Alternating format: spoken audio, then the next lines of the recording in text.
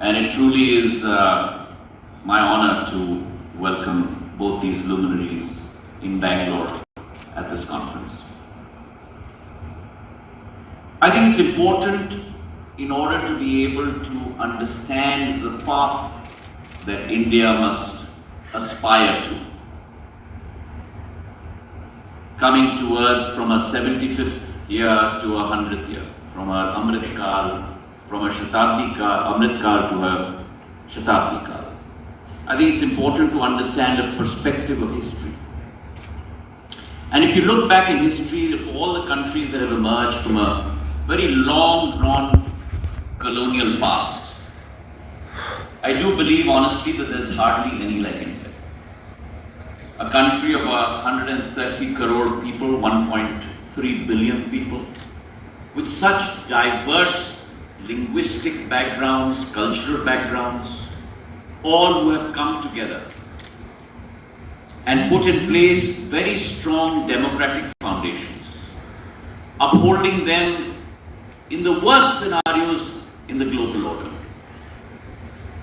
From the fall of the Soviet, Russian, earlier avatar, to the Great Depression, always upheld the economic and democratic order. And along with that, always safeguarded her territorial integrity. But safeguarded her territorial integrity never in the form of an aggressor. And that speaks to India's history, not only post 1947. That speaks to India's history over the last 5,000 years. She has never been an aggressor. She has always been an assimilator. And with that background in mind, she has also defied the proposition that democratic countries, a long equated equation that democracy has always been accompanied by low levels of development and high levels of inequality and disunity. In fact, I would go so far to say that if democracy today is prospering around the world, some level of that credit also comes to India. And along with that proposition, the very fact that the common terminology of Asia Pacific today has changed and veered to more an Indo-Pacific terminology that talks about India's rise, it's a testament to her rise.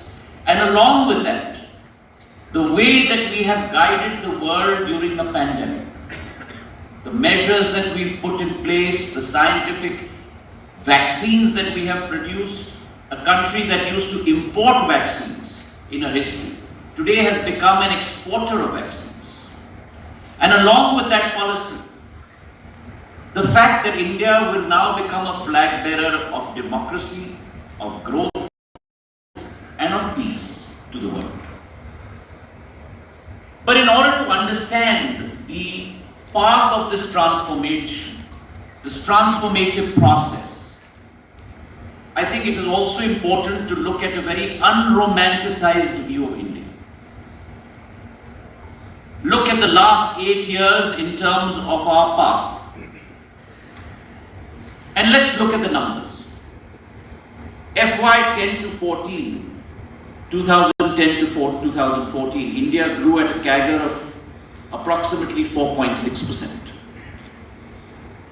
FY 2015 to 19, the same compounded annual growth rate was 6.3%, a difference of almost 170 basis points on a compounded basis. It has the ability to change and transform lives. In 2014, we were the 10th largest economy in the world. In the period of the last 8 years, we have grown at a cumulative level of almost 40%. That's taking into account even the COVID years. This year, we are forecasted to grow at almost about 8%. And by 2027, we will become the 4th largest economy in the world. Now that is as far as the numbers go. India by 2047, I believe, will move very fast along from being a low middle income country to being a high middle income country. And that's the transformation that leadership brings to the table. That's the transformation that leadership has brought to the table over the last 8 years. While the old era talked about India, an India that was governed only to provide and only to control, you now have an India that is governed to enable. To be able to enable the flowering of talent, the flowering of entrepreneurship, the flowering of ideas, to allow this transformation of India to happen. And this is the leap that India has taken under the Prime Minister's leadership. The very fact that our socialistic straitjacket has now come off, myopic ideas and policies that were toned much more towards sustenance, rather than building the needs for the India of the future, have now been replaced with an Atmanirbhar Bharat for the Amrit Kal of India, that will enable and make sure that every citizen has their role to play in building the nation towards a new goal. And I believe that that development will be visible, that development will be scalable.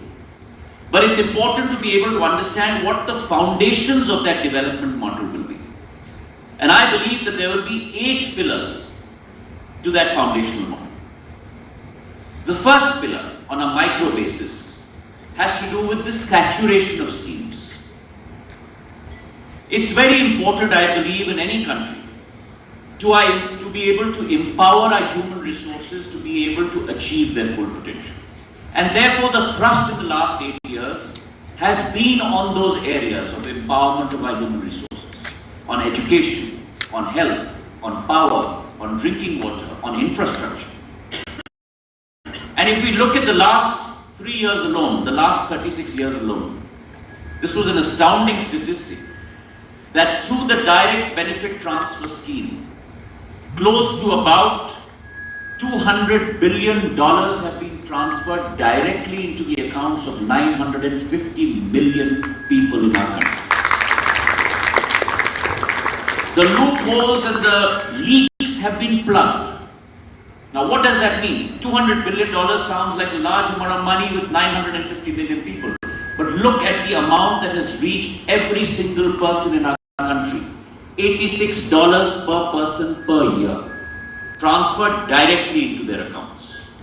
And therefore I believe that by 2047 or even prior to that, you will achieve full saturation and full coverage, which means 100% coverage for all our schemes, whether it's Pradhan Mantri Awas Yojana, the Ujjwala Yojana, the Fasal Bima Yojana, power, infrastructure, the Nal Jal Yojana, across the board. And what will that lead to? That will lead to a huge leap, a transformative leap in terms of our per capita income. A per capita income of India, which was only at a low of 53,000 rupees in the year 2010 and 11, by the year 2047 will reach above 4 lakh rupees per person. That's 8 times multiple of what we used to endure in the earlier days. Along with that, I believe that the second most important pillar on a macro scale is to transform India into an infrastructure powerhouse. World-class infrastructure is the call of the hour for any developed nation. And if we look at our main problem, our main challenge today, the main challenge is the fact that logistics today, as a cost of manufacturing, is close to about 14% of GDP. That's the barrier that we need to break. That's the bottleneck that needs to be overcome. And therefore, along with that thought, the Prime Minister has brought about a national infrastructure pipeline in the form of Gati Shakti, where logistics will be streamlined. Infrastructure will be given a new fillip. You will have a common gateway and a common process by which highways, railroads, and trains, all will be built along a common pipeline. And that, I believe, will transform India in the days to come. Let me just give you a vignette of what's happened on infrastructure over the last 8 years.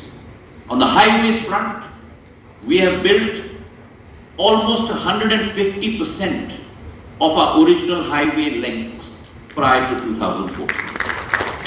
On the airports front, where we're today talking about civil aviation, Captain Bansal talked about connectivity not only within India, but between India and her neighbors.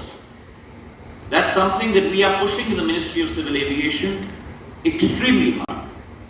We have just put out bids for international RAN for connectivity with Bangladesh, connectivity with Burma, connectivity with our neighbors. But a surprising statistics that India had prior to 2014 only 74 airports in our country. Today, in 2022, over the last 8 years, we have built an additional 67 airports, seaports and heliports. And so that number has gone from 74 in 70 years to 141 over the last 8 years. And it is our commitment to you that by 2025, we will have more than 200 airports, heliports and waterdromes in India. Now what does that herald? That heralds that in the days to come, we are looking at not only I to D connectivity, international to domestic connectivity. We're not only looking at Metro 1 to Metro 2 connectivity, not the flight that I took from Delhi to Bangalore. These are very large metros. But we're also looking at last mile connectivity. Because the growth in civil aviation, the growth in India, is no longer going to come only from metros. It's going to come from the development of Tier 2 and Tier 3 cities. That robustness is going to come from airports that never existed before. And therefore it is our endeavor that we will have a network of Tier 2, Tier 3 airports in place with seaplanes and waterdromes and heliports so that overall last mile connectivity becomes a reality. I was just in the US and Canada and I had the good fortune of being exposed to the new reality in civil aviation. The concept of eVTOLs, electric vertical takeoff and landing vehicles. And we are already in conversation with a number of producers in the US and Canada that as this technology becomes active, and as you all know, that civil aviation technology is first adopted by the Army and the Air Force. And when that becomes POC, proof of concept, then that permeates into the civil space. So today there are trials happening with the US Air Force and the Canadian Air Force with eVTOLs. As soon as they get FAA and EASA certification, we are going to try and ensure that they come and set up their manufacturing bases here. And in the days to come, much like the robots we saw today, we hopefully will have urban air mobility in the form of eVTOLs in India in the days to come across the length and breadth of our country. And that's the picture that I look at when I think of 2047 as far as infrastructure is concerned. The third pillar, which is equally important, is the pillar of digitization and technology being the new norm. The industrial revolution in the world took 20 years to permeate.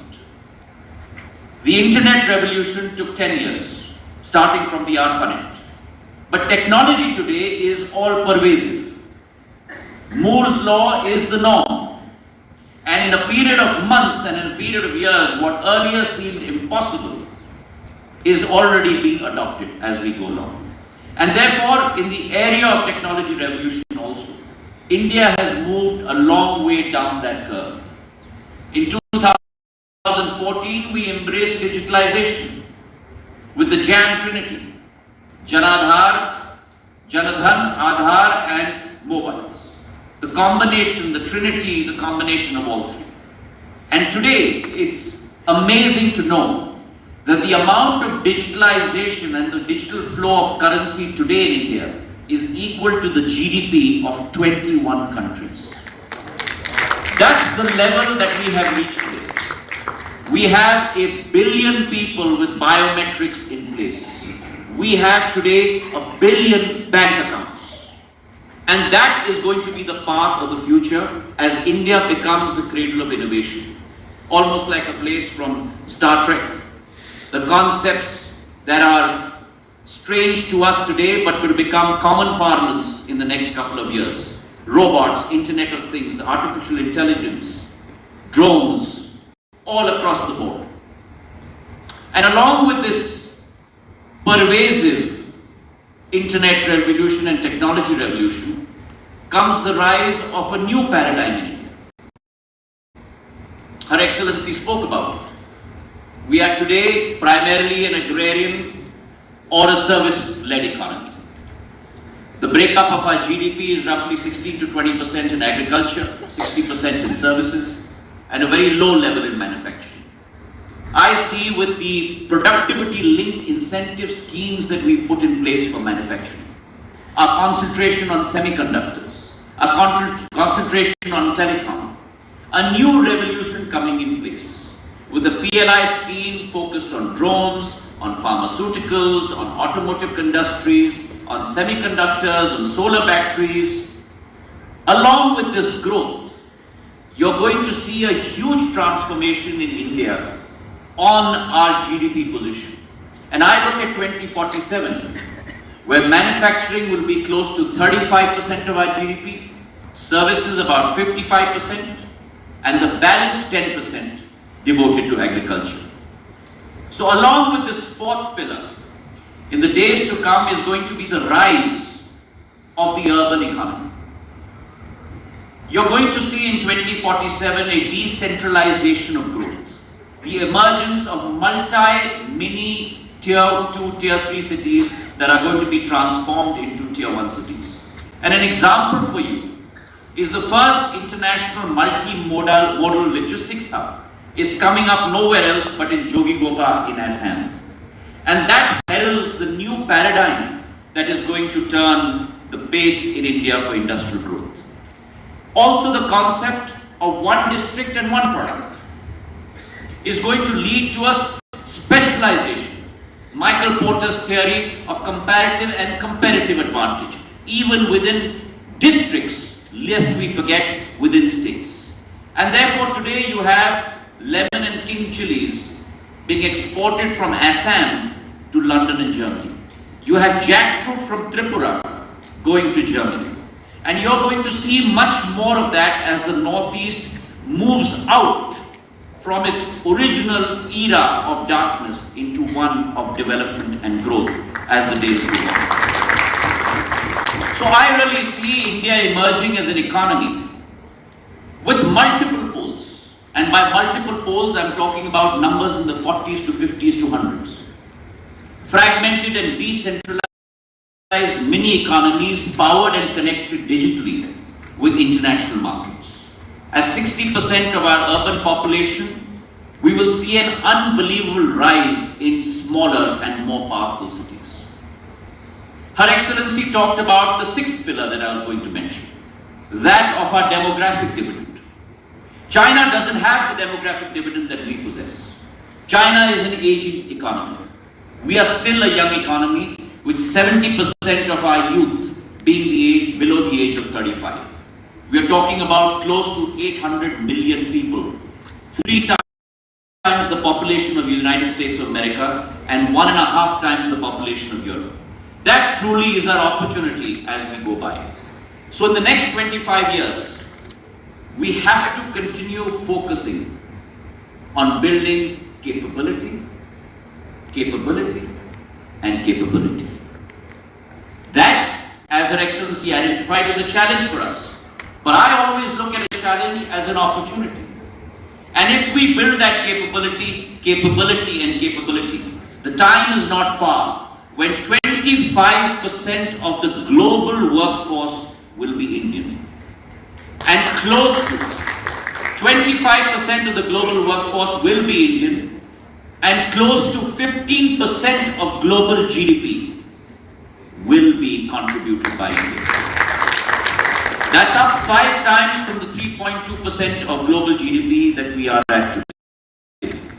That to me is the opportunity, and therefore we need to focus on skilling our young population. Identify the prevailing gaps, identify the supply side demands, make sure we cater to them, and also skill our young folk for the future, the new technologies that are going to come about. And a sign of that are the small adult tinkering labs that we've set up in every school across the length and breadth of India. That will foster innovation, that will foster entrepreneurship, and that to me is the way for the future. The 7th pillar, which I believe is important, is diplomacy and diaspora. Our 25 million diaspora spread across 136 countries across the world surely are a vehicle of our soft power. But they are no longer a vehicle of only our soft power. They have now become a vehicle of our economic power. They have now become a vehicle of our intellectual power. And that is what we need to harness in the days to come. We have a unique culture, which we have exported across the world. Buddhism is an example of that. But along with that, I think the Prime Minister in his outreach has formed a setu, a bridge between, on the one hand, India and her diaspora, 25 million of them, and on the other hand, India, her diaspora, and the rest of the world. And all the events that he has hosted, from Madison Square Gardens to events across the world, has really brought to the fore and brought to the notice of the world and brought to the notice of world leaders the true power of being an Indian. And I firmly believe that in the days to come, what was considered originally our brain drain will today become our brain gain. And much like what China went through in the seminal role of the 1990s, where China's economic prowess was powered by investment of Chinese people living outside China, overseas Chinese, I think much of the same will happen with India in the years to come. And therefore our Pravasi Bharatiyas are our true wealth in every sense of the word. And I hope more of them rise to greater international acclaim in the days to come. The final pillar, ladies and gentlemen, is our global standing. And that brings me to a critical defining aspect, and that is the geopolitical climate which is now incrementally favorable to India, thanks to our more than robust current foreign policy. And the recognition in the last 2 years that India has emerged as a pharmacy of the world. India has emerged as a growth engine of the world. When I say that we're expected to grow at 8.2% next year, we are going to be the highest growing economy in the world. The fact that we have achieved the target of crossing $400 billion of our exports. The fact that FDI in the early 2000s used to be a lowly figure of $25 billion, which has today grown to about $82 billion, and we forecast that by 2047 it will grow to $120 to $160 billion a year being invested into India. The fact that we have trading arrangements and treaties with Australia, UAE and the US, which will transition this foreign investment into India. The fact that we are responsible citizens. We are tackling the issue of climate change. The International Solar Alliance is one example of that. The Prime Minister said, one world, one sun and one grid. And we are making that happen within India itself, where there is a renewable investment spree. Today, India is the third largest in the world in terms of solar installations. And we are pioneering green hydrogen as we speak today. And therefore, I believe that in the next 25 years, India will show the path for globalization. The Indian way of globalization. The Indian way of globalization, which will be fair. The Indian way of globalization, which will be balanced. The Indian way of globalization, which will be decentralized. The Indian way of globalization, which will be symmetrical. And the Indian way of globalization that will be pivoted on territorial integrity. A very intriguing fact is that if you look at the E7 economies on a PPP basis, and the E7 economies are India, China, Indonesia, Brazil, Mexico, Russia and Turkey. These will be double the size of the G7, the US, UK, Japan, France, Germany and Canada and Italy by the year 2047.